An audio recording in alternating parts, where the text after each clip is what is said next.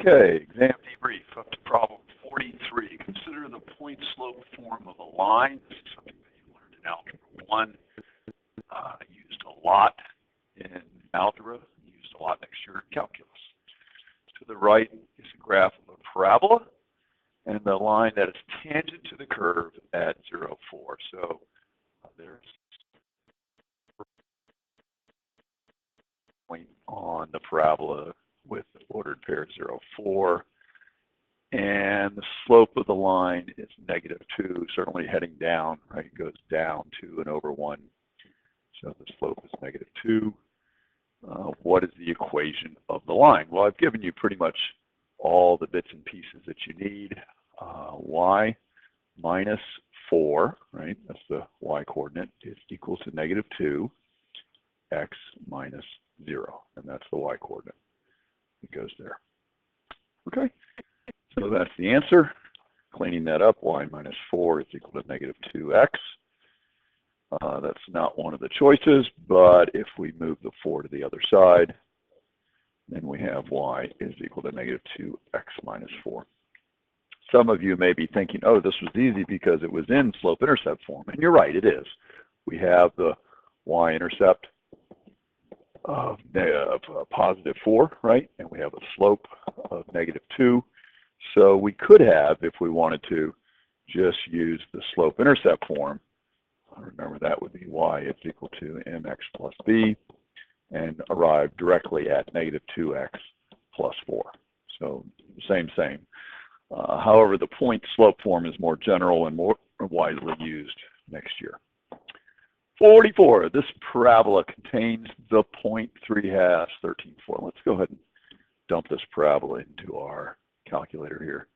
We have x squared, and we have -2x,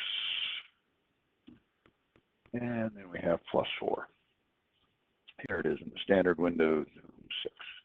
Contains the point 3/2 and 13/4. If we trace along and put in 3/2, what's that, 1.5? Sure enough, we get 3.25 as the y coordinate.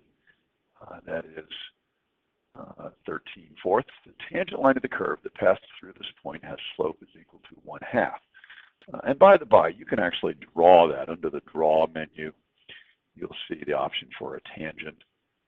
And to do that, you have to type in the x value, which is 1.5, and it draws it for you.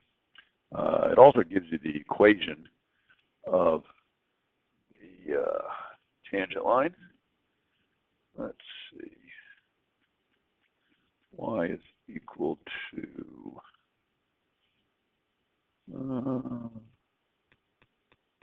it says 1x plus 1.75. Okay, so that doesn't look right because the slope here is supposed to be 1/2. I'm not sure exactly what the calculator is doing there.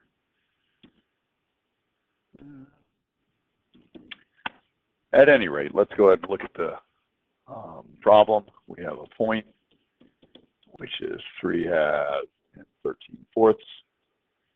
And we have a slope, which is 1/2. And so we write down y minus the y coordinate, which is 13/4, is equal to the slope x minus the x coordinate, which is 3/2.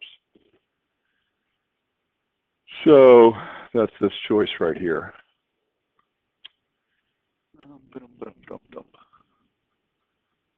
Let me just go off to the side here for a sec. The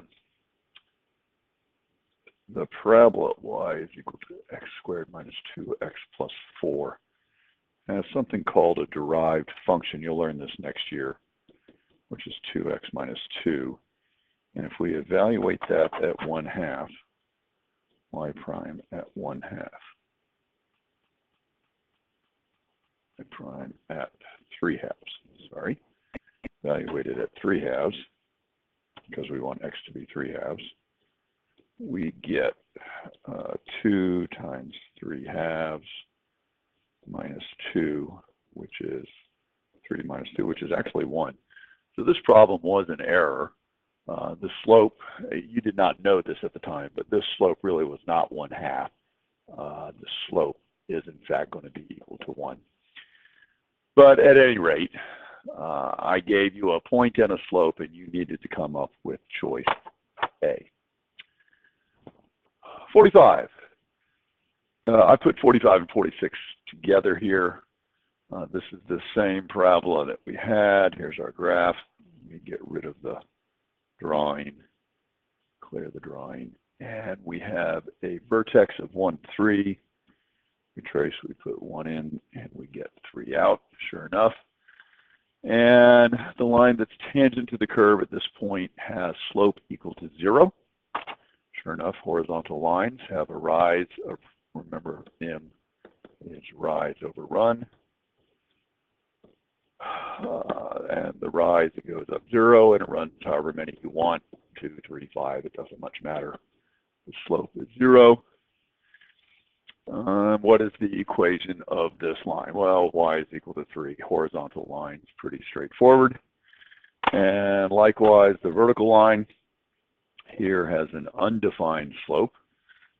Again, if we think rise over run for the slope, the run is 0. It doesn't matter what the rise is, whether it's up and down, it doesn't much matter. -1, -5, doesn't much matter. This is undefined, right? So we do not talk about the slope of a vertical line. What is the equation? It's x is equal to 1, right? Because we're going through this ordered pair, which is 1, 3. Okay, pretty basic vertical and horizontals. Number 46. 47. A piecewise defined function. What is the domain? Find some various functional values, f of 0, f of 1, f of 2.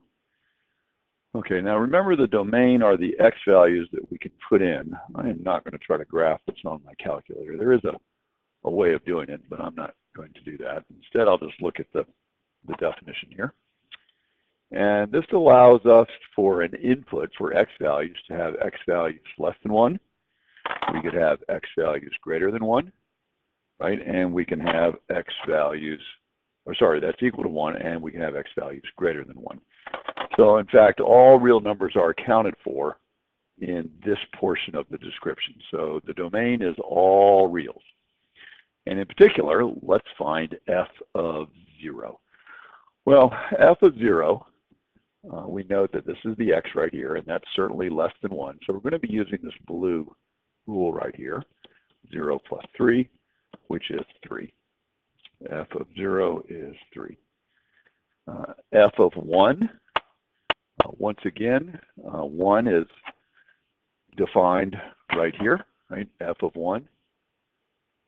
So we'll use the green rule. F of 1 is defined to be 2. So we've got that. And F of 2, we'll look at this black rule here. 2 is certainly bigger than 1. So f of 2 would be 2 squared minus 2 times 2 plus 4, which is 0 plus 4, which is 4. Okay, f of 2. Let's solve some equations. By the way, here's the graph. So somehow I've managed to graph this, and I captured a screenshot. And that's what it looks like. We have a piece of a parabola. Remember, off to the right, we had this black parabola here. This is for all the x values bigger than 1. So that's this portion right here.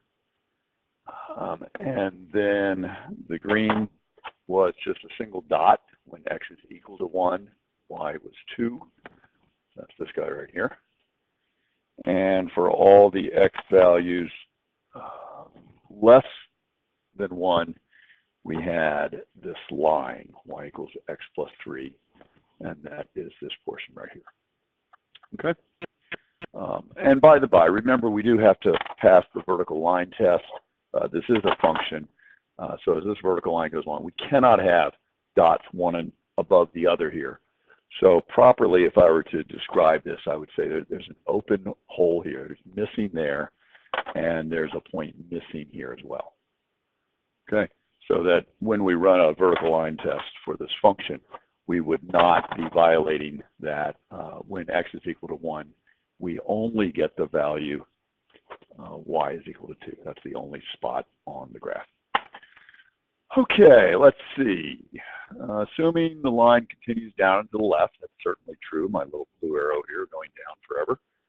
And the parabola continues up and to the right, and we certainly see that. It's going up that way. What is the range? Now remember, the range are the y values, and you can see we're going all the way up to positive infinity up here, and we're going down to negative infinity. So the range would be all real numbers. Solve this equation. What happens when the function is equal to 0? Now remember, the solution to this equation is the same as the x-intercept of the graph, right? Or the solution, or the 0 of the function, right? So we do know we have an x-intercept down here somewhere. We just have to figure out what that number is. The choices are 0, that's not right, 1, that's not right, -1, that's not right, -3, or no solution. We do know there is a solution. There is an x-intercept. It has to be -3. That is the answer. But if we didn't know that, we could always just go to the equation. Right, here was the equation. It was this blue one again, y equals x plus 3, and just set that equal to 0. So 0 is equal to x plus 3, so x is -3. That's the 0 of the function, the solution to the equation. How many solutions are there to this equation? F of x is 2. Okay, so now a slightly different approach here. What we're going to do is we're going to look, and we know the y value is supposed to be 2. And our task is to figure out what x values make that happen. Well, here's 2 on the y-axis. Let me draw a little eyeball here. That's my eyeball.